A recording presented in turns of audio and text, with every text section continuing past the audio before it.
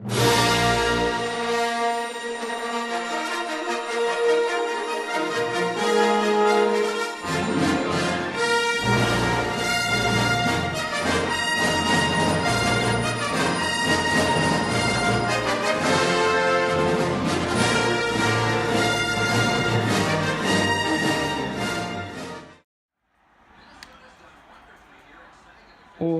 That was kind of dirty.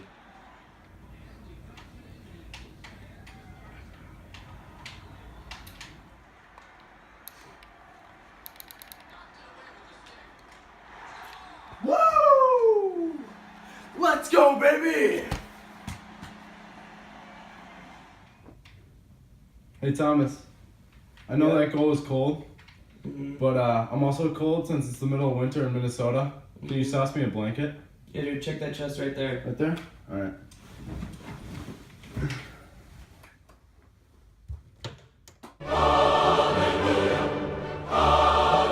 Thomas, where did you get this godly item? Isaac, that's just a stupid book. Stupid book? This book has spoken to me. Just look at it. Okay, fine.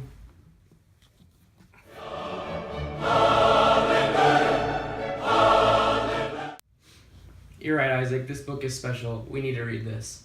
Alright. Come here. Sounds good.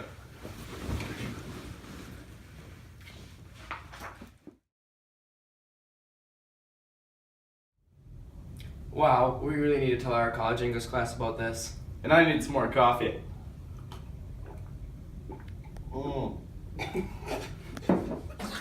William Shakespeare is believed to be born on April 23rd, 1564, in Stratford-upon-Avon. He was baptized on April 26th, 1564, at the Holy Trinity Church. William was the third child of John Shakespeare and Mary Arden. He had 2 older siblings that died during infancy, and 3 younger brothers. Although records are unclear, it is believed that William Shakespeare attended King's New School, a famous grammar school, in Stratford. Shakespeare would have received free tuition there, as his father was a public official. Instead of furthering his education at a university, Shakespeare got married. On November 28, 1582, William Shakespeare married Anne Hathaway in Worcester. At the time, Shakespeare was 18 and Miss Hathaway was 26. A year after they got married, they had their first child. Susanna was born on May 26, 1583, and 2 years later, on February 2, 1885, William and Anne had twins named Hamnet and Judith. Due to unknown causes, Hamnet died at age 11. The 7 to 8 years after the birth of his twins contained little to no information about Shakespeare and his whereabouts. There are several theories about what Shakespeare was doing at this time, but nothing was confirmed. Because of this long period of Shakespeare's life is titled The Lost Years. Shakespeare is confirmed to be in London in 1592 when a dramatist, Robert Greene, produced a sarcastic article about the potential of young William Shakespeare. The beginning of his career in theater is unclear, but Shakespeare became an important member of Lord Chamberlain's men out of London in 1594. Later, they became the King's Men, named after King James I. This company was very popular, and Shakespeare produced and performed in many of the works of the King's Men. This group operated in the best theater, the Globe Theater, and had the best actors and playwrights. Shakespeare and his business partners built this awe-inspiring theater in 1599. Due to his success, Shakespeare bought the second largest house in Stratford for his family. It took 4 days on horseback to get from London to Stratford, so it is believed that Shakespeare spent most of his time in London and lived with his family when the theater was not operating. Shakespeare's early works consisted of histories and comedies, while his later works were mostly tragedies. Shakespeare wrote with an innovating style, creating over 1,700 words that are now in the English language. William Shakespeare is believed to have died on his birthday in 1616, but many scholars believe this is a myth. According to the church records, he was said to have been buried at the Holy Trinity Church 2 days after his death. We will be performing a selection of Act 5, Scene 2. This scene concludes the play and determines the fate of our main characters. Othello was written between 1603 and 1604 by William Shakespeare and was one of the first folio plays published in 1623. It is believed that the plot of this play derives from the story To Glee Hecatomathy by Giambattista Uraldi, which was written in 1565. This tragedy occurs in 5 acts and has been portrayed in many different ways throughout the years. Currently, David Oyelowo and Daniel Craig star in a modern production of this play. The tragic story of Othello begins in Venice, Italy, with the introduction of 2 of our main characters, Iago and Rodrigo. They are discussing the agreement Iago made with Rodrigo to help him acquire the love of Desdemona, a beautiful woman in Venice. Iago just caught drift of a secret marriage between Desdemona and our protagonist, Othello. Othello, a Moor, is a general in the Venetian army. Iago dislikes Othello due to the fact that Othello chooses Michael Cassio to be his lieutenant instead of Iago. Now that both men have a reason to dislike Othello, they plot to get back at him. To accomplish this task, these men decide to confront the father of Desdemona, Brabantio. They attempt to convince him that his daughter was tricked into marrying Othello through witchcraft. Brabantio decides to confront Othello about the trickery that involved Othello's marriage to his daughter in front of the Duke. After hearing this, Othello explains to Brabantio that him and Desdemona are married solely because they love each other. Desdemona shows up and backs up Othello's entire story. The Duke sides with Othello and sends him to fight the Turks in Cyprus. Afraid of her husband embarking on this dangerous journey, Desdemona decides to go to Cyprus as well. Also, Iago and his wife Emilia, Cassio, and Rodrigo travel to Cyprus. On their way there, Iago decides that he needs to convince Othello that Desdemona is cheating on him with Cassio. Once the group arrives at Cyprus, they are informed that the Turkish fleet has been destroyed. The group then decides to spend the night at Cyprus and celebrate the events that occurred. During the celebration, Cassio gets hammered, and Iago stages a fight between Cassio and Rodrigo. After Cassio makes a fool of himself, Othello fires Cassio. To further his plan, Iago persuades Cassio to talk to Desdemona in an attempt to get his job back. Instead of wanting to help Cassio, Iago will use this as a way to convince Othello of Desdemona's affair. Once Iago gets Othello away from Desdemona, Cassio goes to talk to her to get his job back. As Cassio is about to leave, Othello and Iago return to see Cassio. This causes Othello to get suspicious of Michael Cassio. Iago then uses this suspicion in his advantage by planting the idea of an affair in Othello's mind. Othello becomes incredibly upset at this. Desdemona talks to Othello with the intention of getting Cassio his job back. This causes Othello to feel sick, and Desdemona attempts to comfort him with her handkerchief. Othello lets the handkerchief fall to the floor, and his servant, Emilia, picks up the handkerchief. As we mentioned earlier, Emilia is Iago's wife. This handkerchief is a major part of Iago's master plan. Iago plants said handkerchief in Cassio's room. When Othello notices the missing handkerchief, he vows to get revenge on Michael Cassio and on his own wife, Desdemona. Othello decides that he must confront Desdemona about the missing handkerchief, and when he does, she wants to talk about Cassio's reinstatement. Othello is angered by this and storms out on Desdemona. He sees Iago, and Iago develops a plan to talk to Cassio about a girl he has been seeing while Othello is listening. His plan works to perfection, and Othello believes that Cassio is talking about Desdemona when he is really talking about another girl. This other girl brings the handkerchief and throws it in Cassio's face. Cassio then follows behind her, and Othello is enraged. He sees Desdemona later that evening with a messenger from Venice named Ludovico. Ludovico brings news that Othello has been sent back to Venice and Cassio will replace him. Othello then slaps Desdemona in the face, calls her hurtful names, and storms off again.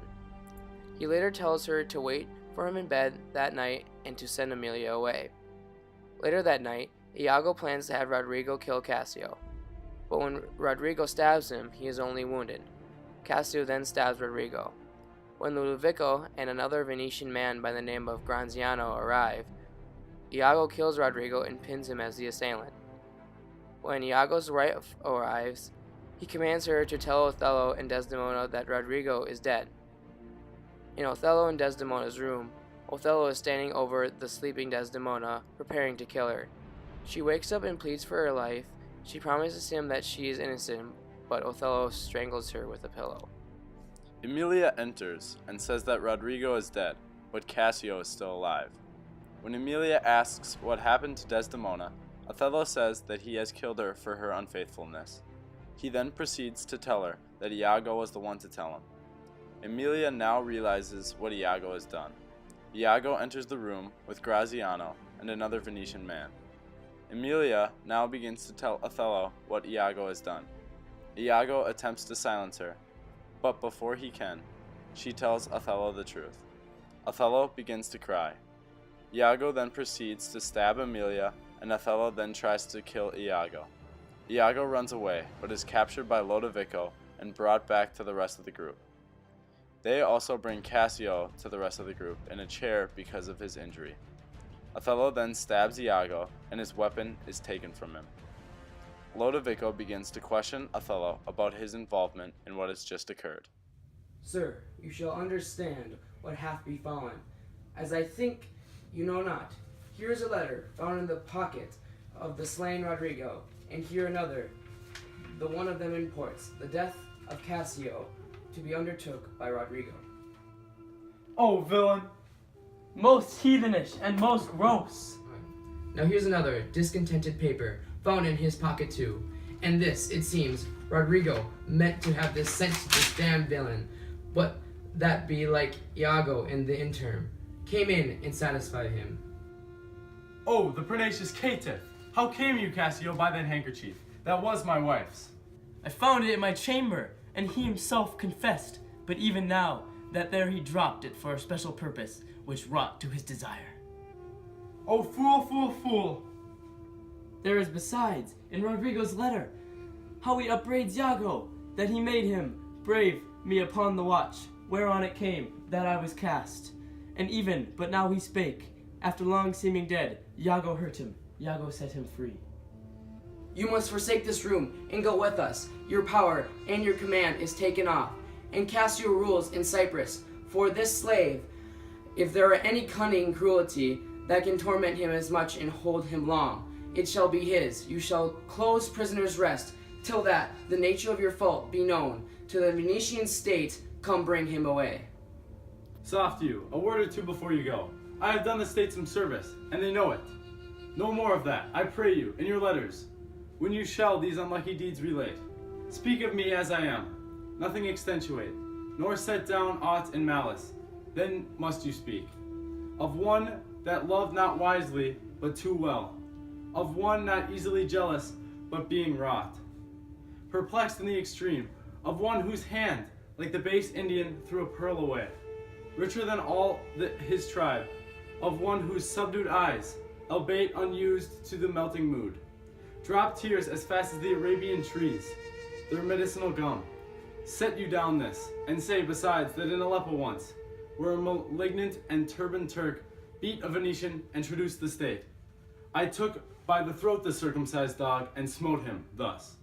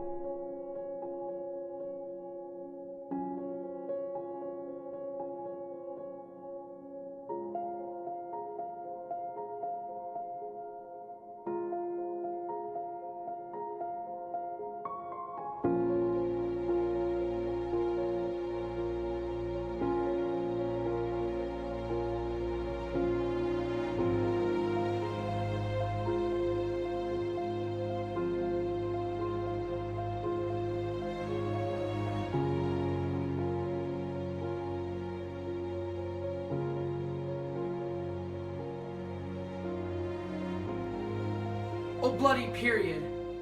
All that spoke is marred. Kissed thee ere I killed thee. No way but this, killing myself to die upon a kiss.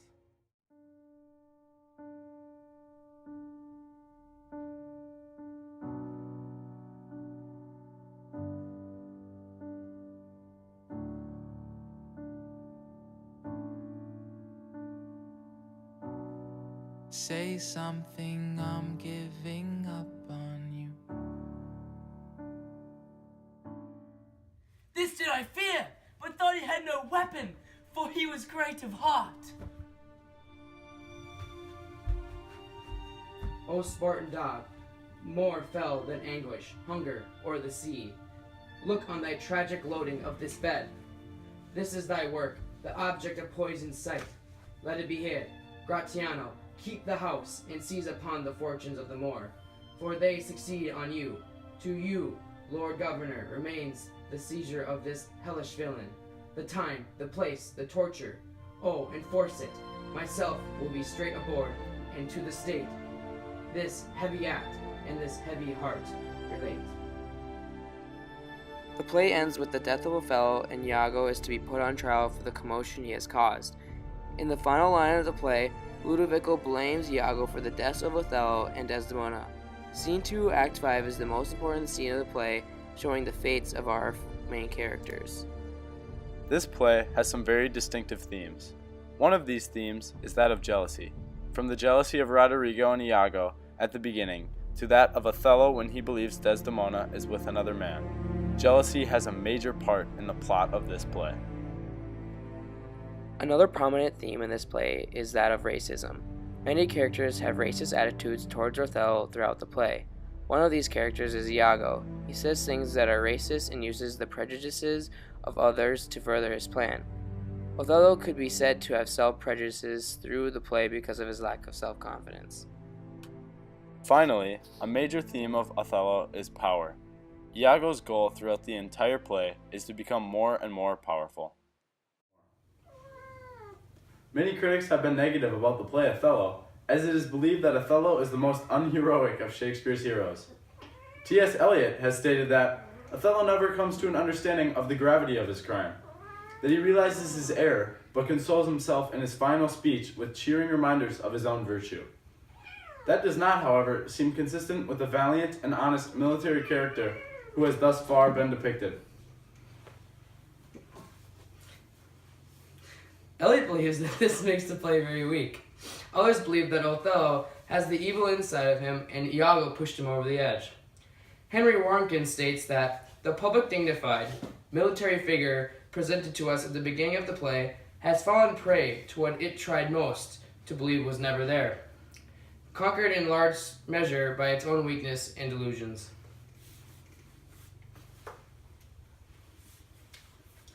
Although critics can be harsh on this play, we believe that it is an accurate depiction of human nature.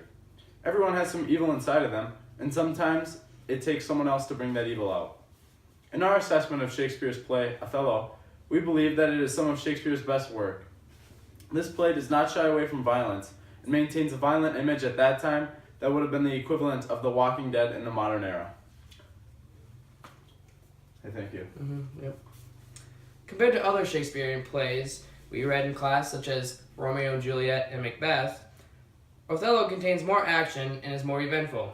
It clearly shows how powerful jealousy and desire are and how they can cause people to make careless decisions.